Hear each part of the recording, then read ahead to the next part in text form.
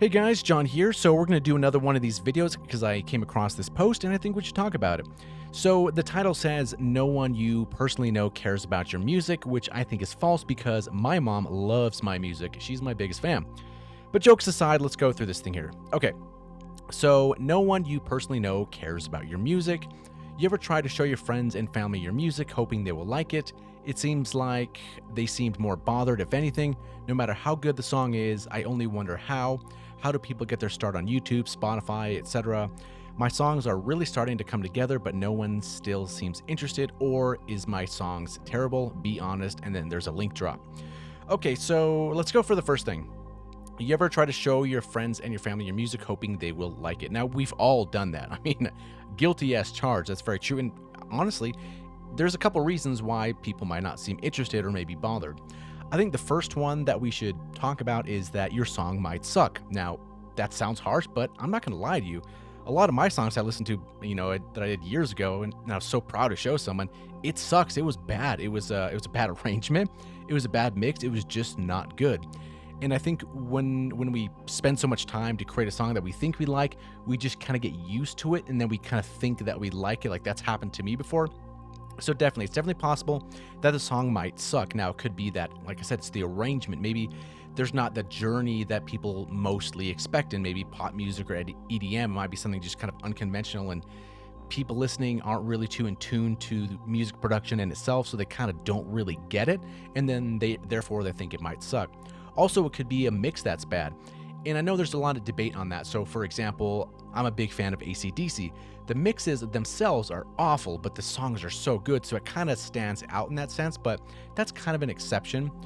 But yeah, if a mix is really bad, people aren't really going to focus on the song. They're going to be just thinking something sounds off, something sounds weird, and it's going to distract them from the actual work. So that's one thing to think about. Now, I'm not trying to be harsh. I'm just trying to be real, too. That's just kind of how it actually is. And another thing, people might not like the genre or the style of music, so they're just not interested. They don't care, and they have other things in their life, and they don't want to listen to some kind of music. Like, I know personally, if I have a busy day and I'm doing a lot of things and I don't have time for something, and then someone comes up with my most hated instrument, which is the sitar, and they try to play something on that thing, I'll probably throw up in my mouth a little bit because I hate that instrument. I think it sounds awful. You could play my favorite song on a sitar and I will throw up in my mouth. I just don't like it. Now, that's not to say it's a bad instrument. I know a lot of other people out there like it and learn to play it, and that's cool. But for my personal taste, I just don't like it. So, yeah, there's that. Now, it says, it seems like they seem more bothered. And I mean, not everybody shares our passion, right? Sometimes, let's say we're making a patch and you make the really cool 808 or some really cool effect, and you show someone that you're so proud that you finally got over the technical details and you got it polished and it sounds really good, and you show someone, they're like, okay. Right? So, like, they don't care that that's not their passion. That's not their thing. So it's kind of like if someone comes up to you and they're like, hey, look, I won Minesweeper at a very advanced level in a really short amount of time. You're like, okay, cool. But maybe for them, they've spent so much time researching best strategies, or they're really good at Rubik's Cubes and they do it really fast. And you're like, okay, cool. Yeah, you did it fast. That's okay. Awesome. But to them, they see this thing as such a huge, huge obstacle that they finally overcame. And to us, it's just like twisting things on a cube, so it doesn't really translate as much. So, and it doesn't matter how good the song is, which I think we kind of already covered, right? Good is really a subjective term, right? If you're playing the sitar, it's going to be bad. So he says, I only wonder now, how do people get their start on YouTube and Spotify? Now, this one's actually very interesting because I've been thinking about this kind of concept and how things have kind of gotten inverted nowadays. So, for example, growing up and listening to bands that I would like, or you just hear the music somewhere. It would either come on maybe the TV or TRL, if anybody remembers that one, or it would just, there'd be music videos. Music videos were a thing. Like, it was, you'd wait for them to come out and premiere, and your bands would kind of show themselves to you. Like, we would first listen or hear Metallica somewhere, or we hear a certain band somewhere, and only then, once we became fans of this band, then we would want to think, okay, who is this band? Who plays this music? Okay, James Hetfield's on guitar and he sings. Okay, that's going to know more about that guy. Oh, what's Kirk doing, What's Lars doing, even though it's probably... I'm just going to leave that one alone. But yeah, so it's kind of like back when you would find... These bands would kind of find you, you'd listen to their music in the radio, whatever it was, and then if you liked it, you would go pursue and find out who these people are. Nowadays, it seems kind of almost the opposite, where people need at first to have a personality. Maybe it's on YouTube, maybe it's on Spotify or something, or maybe it's a TikTok thing, and they get all this the spotlight on them for who they are as a person, or maybe what they do a certain video. And then once people are looking, they're like, oh, this person also makes music. Interesting. Okay, let me check out their music. And I've kind of noticed that happening more and more, and it's kind of a weird little thing. Maybe you guys have seen that too, I don't know, but I've kind of thought like, it seems now people are more interested in the person first and then their artwork after that, whereas before, when I was growing up, it was quite the opposite. So it says, my songs are really starting to come together, but no one still seems interested. And again, that could be a genre thing. Or is my songs terrible? Be honest. So there's a link drop, and I did take a listen to it. I did listen to the song, and I can say it's not my genre of music to listen to. I probably wouldn't listen to that in my car. And not to say that it's like a bad song. I mean, that's a very interpretive thing. It could be, but it's just not for me. What I can give you feedback on is I noticed that the very low mids and the low subs were not really there. It seemed a little bit more mid presence, which is okay. You want to have that mid range dialed in, and it sounds okay. But I felt like the low end was kind of lacking, and that's one of the first things that kind of like drew me out of the suspension of disbelief, if you want to call it that. But yeah, it's kind of like when you show people things that you're interested in, we cannot accept that, or we have to accept that they're not as interested in it as we are. I mean, that's just how things work. That's why it's cool to have forums and channels of different specific things that we like, so we can all kind of geek out on the things that we do agree on, that we do put passion into. I'm not a car guy by any means. So if someone's like, look at this cool car, I put this part in this to go a little bit faster, I'm like, I don't care. Like, it's not, I know it's important to you, but it's not to me. And we don't choose those things, right?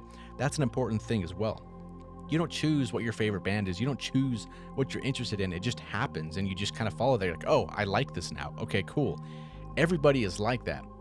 I don't think there's a person out there that says, I am going to like this thing right here, and it's going to become my passion and truly feel that way. It just doesn't happen that way. You know, we like food. We don't like food. We like certain kinds of desserts. We don't like desserts. It's not a good thing or bad thing. It just is what it is. So if you're showing someone a song and you're like, yeah, but that drop though, that's really cool, right? And they might be like, I guess. I mean, maybe it's not. Maybe they don't care about it. Maybe it's a different genre like we're talking about before. So I wouldn't really worry about that too much. I would probably just keep doing exactly what you're doing. Make music that you like and keep posting it out there and keep making it.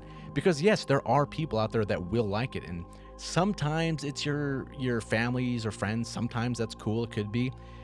But most of the time it's not going to be that way. It just won't be. I mean, people are very different. So that's what's cool about the internet and Spotify and YouTube, because you can put that stuff out there. And if you tag it right, someone out there in the world who likes it will go and click on it and be like, oh, okay, this is my music. Like, in, you know, maybe it could be put in front of them. For example, the first time I heard K-pop, I'm like, what is this? I'm like, I don't like this. And I listened to it again. I'm like, I might like this. I don't know. And then I heard it more. I'm like, maybe, I don't know. So maybe it can be an exposure thing. I'm not exactly too sure on that one, but yeah, hopefully that clears it up a little bit, and try not to be harsh to you at all. But I mean, it just kind of is what it is. A lot of people have listened to stuff I did way back when, and they're like, cool. Like, they don't want to cross that line and be like, hey, John, this kind of sucks, man. You need to go back and fix this. And maybe it's just them being nice, but some people will be like, yo, dude, what were you thinking on this part? Like, what is that? I'm like, I don't really know. And it kind of got me thinking, and sure, you'll get upset a little bit. It takes a little bit of hurt to ourselves, you know, oh, why don't they like that part? That's so cool. But sometimes it can be really good constructive criticism. Someone's like, why is your kick so woofy? Why does it sound so muddy? Why is it so gross? Why is your low end taking over everything? And sometimes you don't really realize that until somebody else points it out. And one note I want to leave off here before we wrap this video up, and it's a cool phenomenon I've talked about before on our podcast, Harmonic Horizons, but there is an interesting concept. I'm sure you've experienced this, where you put your mix together and maybe you master, but basically a finished product that you put on your phone or whatever it is, and you listen to it somewhere else by yourself. It'll sound one way. However, if you listen to that same song with somebody else in the room with you, you almost hear that song differently, and that's a cool thing that you should be doing. So if you're ever showing stuff to your friends and family, and you know, you can get a lot from their I guess their body language, the kind of how they're like looking at, and kind of, you know, maybe they're tapping their feet, maybe you got them there, and that's just kind of what it is. And I think yeah, the very last thing about that is, simplicity, unfortunately, is probably the best route forward, right? So think of all the songs that you can hum in your head, or hum with your lips, or however you hum music. It's not going to be some crazy song that goes super fast and does all these crazy notes. Maybe there's some people out there, but like, think of, I don't know, any song that's been popular within the last like 30 years. I was gonna hum one. I was like, I don't know, is that like a copyright thing? But anyway, most songs are simple and catchy, and that's kind of the thing that I had to come to terms with, because I come from a metal background, and sometimes when you need to write some crazy fast stuff with crazy intricate drums and melodies and leads and all this, it's interesting because there's so much going on, but most people don't really like that.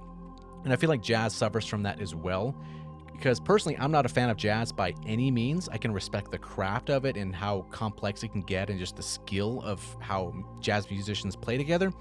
But how it sounds, it doesn't do anything for me personally. So I can kind of understand that on the other side, where someone can be like, oh, we're doing this like crazy chord that no one's ever heard of, and it takes like 13 fingers to make this chord on a guitar.